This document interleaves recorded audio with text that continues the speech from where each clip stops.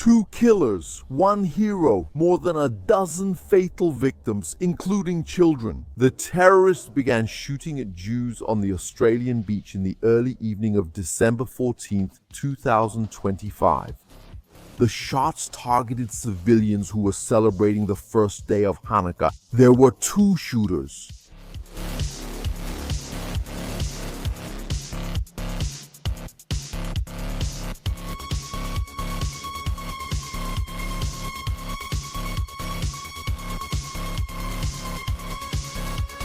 That could have been an ordinary night in Australia, but everything would change when 2 men decided to leave their homes to shoot at a crowd that was just trying to celebrate a holiday. There were thousands of people at Bondi Beach that night.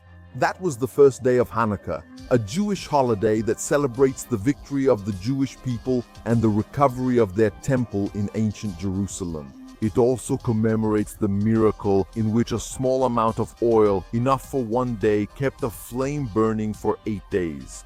It was no coincidence that the celebrations took place on that beach. Bondi Beach is a famous coastal area in Sydney, popular among tourists and known for its vibrant nightlife, located in the eastern suburbs of the city where the local Jewish community is concentrated. It seemed the day would no longer be peaceful. There were reports of provocations, with men displaying the Palestinian flag. Up to that point, it could be seen as a peaceful and isolated protest. After all, recent years have been marked by intense tension between Jews and Palestinians. Hamas had chosen a Jewish holiday to carry out one of the deadliest terrorist attacks in recent history, killing more than 1,000 Israelis. Hundreds were kidnapped and lost their lives in the war that followed. The fighting in Gaza was fierce, taking the lives of many Hamas men, but also extinguishing thousands of civilian lives, destroying homes and devastating Gaza in a way that generated even more hatred against Israelis and Jews. More than 50,000 were killed, and many others were left homeless, facing great hardship after Caesar Fulmer's statement. Australia is, in fact, one of the countries that recognize the Palestinian state, a fact that has been generating controversy in various diplomatic circles. Amid all the controversy, calls for a global attack against Jews began to echo from extremists. It was then, in the early evening, that gunshots broke out on the Bondi Beach boardwalk. The sound of the guns was heavy and could be heard at several points along the beach. The pair had backup rifles and carried extra ammunition. The sound of the sirens could be heard along with the gunshots. The police response seemed slow in the face of the unfolding massacre. People ran desperately seeking shelter, but many ended up fatally wounded, including a 12-year-old child. Despair took over those present when they saw so many wounded. Little by little, some tried to help those who were bleeding on the ground. The situation was becoming more and more desperate. One of the terrorists, later identified as Khalid al-Nabrouzi, came down from the walkway hunting for taller people. The other, Navin Akran, tried the same but was more cautious, staying close to the stairs and going up and down to look for new victims. A rabbi was also killed before a man helped to stop the extent of the bloodbath. He sneaked between the cars and waited for one of the terrorists to be distracted. His name was Ahmed al-Ahmed, a 43-year-old Muslim. The attack was swift, holding the weapon down and preventing more shots. With the shotgun and shield, the terrorist lost his balance and the man was lucky to end up with the rifle in his hand.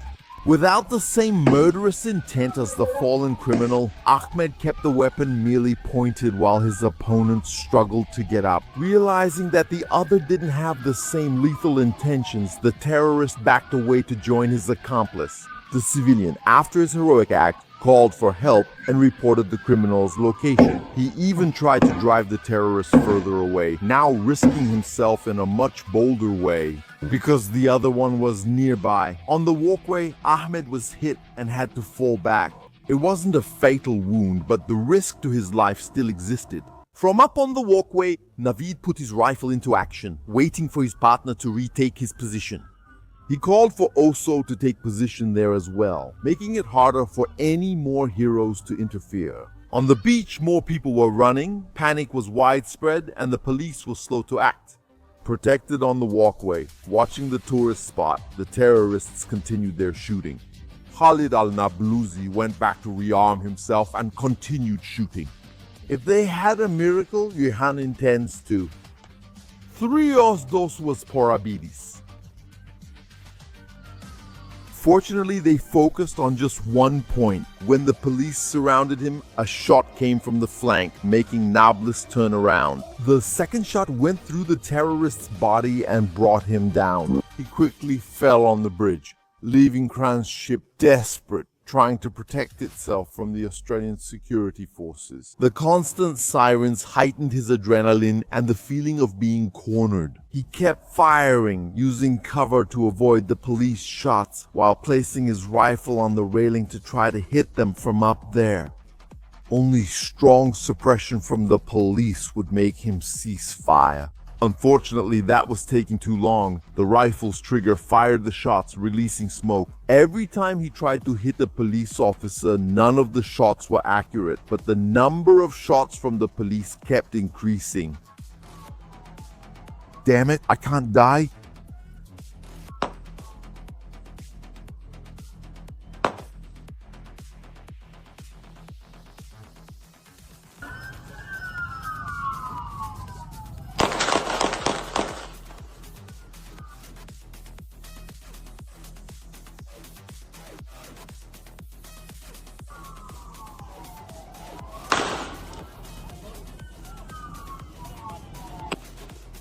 Until finally he was hit during one of his attack attempts, falling onto the walkway.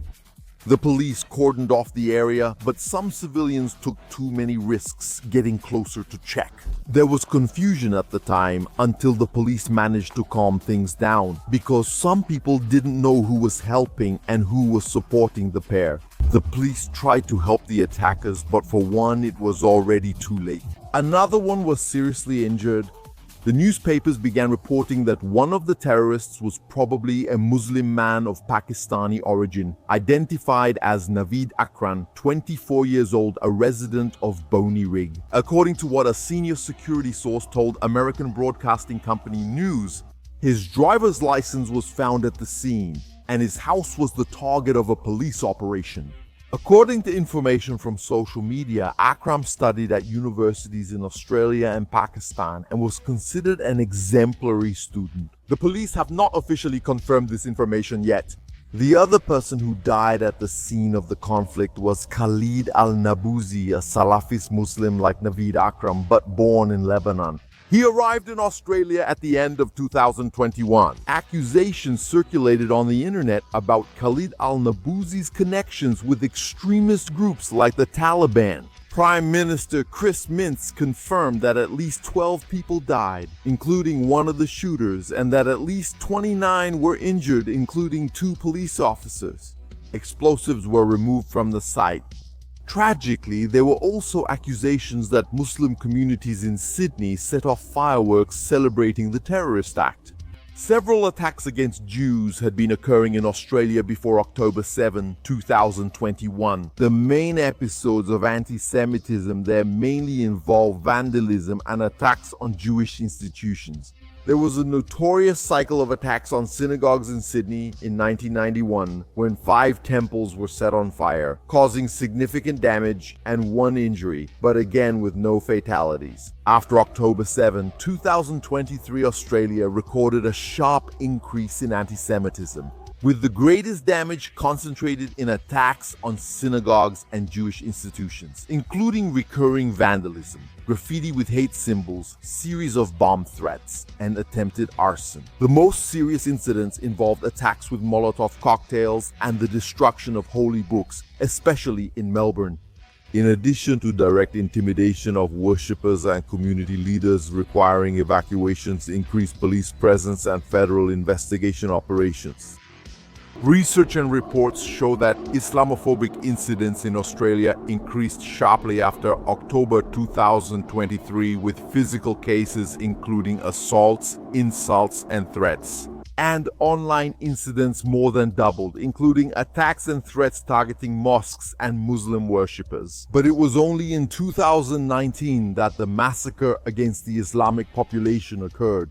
The Christchurch attack in 2019 was motivated by extremist white supremacist ideology and Islamophobia, with the terrorists seeking to inspire other similar attacks. The attack took place on March 15, 2019, when the terrorist and white supremacists opened fire on worshippers at two mosques during Friday prayers. Broadcasting part of the attack live on the internet, which resulted in 50 deaths and dozens of injuries. The perpetrator acted alone. He was not formally part of a terrorist organization, but had ideological ties to transnational far-right extremist movements. He consumed and spread propaganda online, referenced previous attacks, and used symbols and narratives common to global hate networks, including references used by extremist groups. In Australia and Europe, these are sad events that often happen due to tolerance of extremist propaganda from any declared place.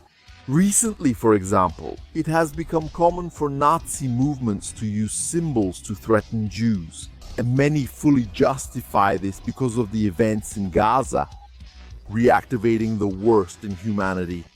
Unfortunately, human beings deal with hatred like a drink they get addicted to and think they can control, like an alcoholic who judges what others drink with the arrogance of someone who claims to have total control over their own consumption.